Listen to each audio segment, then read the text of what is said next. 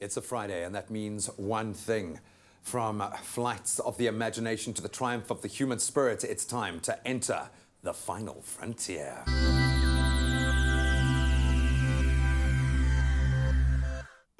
Yep, it is indeed a Friday. That means we're turning our attention to the stars and venturing out to that beautiful final frontier. As always, we are joined by our very special guest, John Weltman from the Foundation of Space Development. And today we're talking about NASA's Centennial challenges and our dress sense. Well done. That deserves a fist bump there. Now, this is very exciting times. We've seen massive advancements, not only in where technology is going, the amount of money that's being thrown into space exploration, our ability to process data and make use of the reams and reams of data that we've gathered over the last half a century or so. But this really is an opportunity for the greater public to get involved. What are the Centennial challenges all about? The Centennial challenges are a phenomenal idea. It's about how do we engage with the general public in terms of advanced technologies and advanced ideas. You know, ideas are not limited to big corporations and big R&D departments or even big universities. Anyone can come up with a great idea. And the Centennial Challenges were invented and started in about 2004, and they have a $4 million a year budget in the president's budget to come up with ideas to combat challenges that we're likely to face in the future.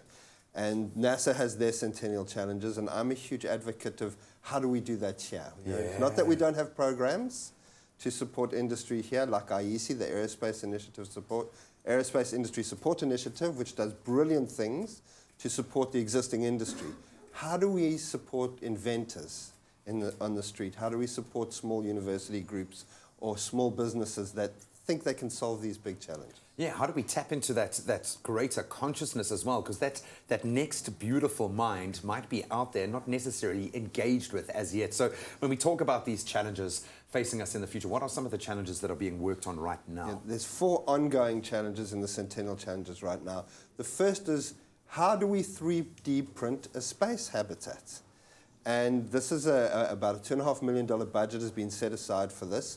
We've just had 2 awards given. $100,000 was distributed between one university group and one small business that have managed to 3D print a structural pattern that can be replicated. And so they've managed to reach a milestone, so they get funded, and they can now move on to the next step and the next step, with the idea of eventually coming up with a way of 3D printing homes when we reach Mars or the asteroid belt or even in space. So, you know, very important work being done in the public sector. I love that, and we've seen it being done already with buildings or certain parts of buildings being thrown together. When we look at moving forward now, this is an opportunity. We've seen so many of our big questions answered through space, and those answers being brought back down to Earth with massive results. What do you see some of the future challenges being? Well, the 3 other challenges that are open right now, the one is a cube challenge, which is to put a CubeSat in on near the moon, to be able to feed back data to us at a very cheap cost.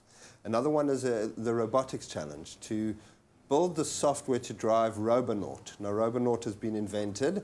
We need to now develop the software. So there's an open challenge, $2.5 million available, to whoever can write the software to basically run this Robonaut and give it the intelligence and the ability to do what it would need to do as a probe or a human-driven machine on another planet.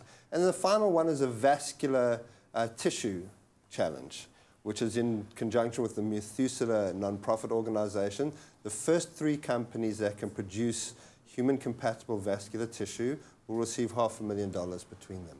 So it really extends in all different fields, and as soon as some challenges are solved, new ones will come on board, and there is a constant stream of technological challenges that we can envisage in our quest to explore the universe. The Centennial Challenge is something that I think, or I hope that South African scientists are going to start taking note of. John, thank you so much. Inspiring as always. If you thought that space exploration and all of these advancements were just for out there, you are wrong. It is taking place here on this beautiful blue planet, and some of those answers to our biggest questions might be sitting right here in front of us.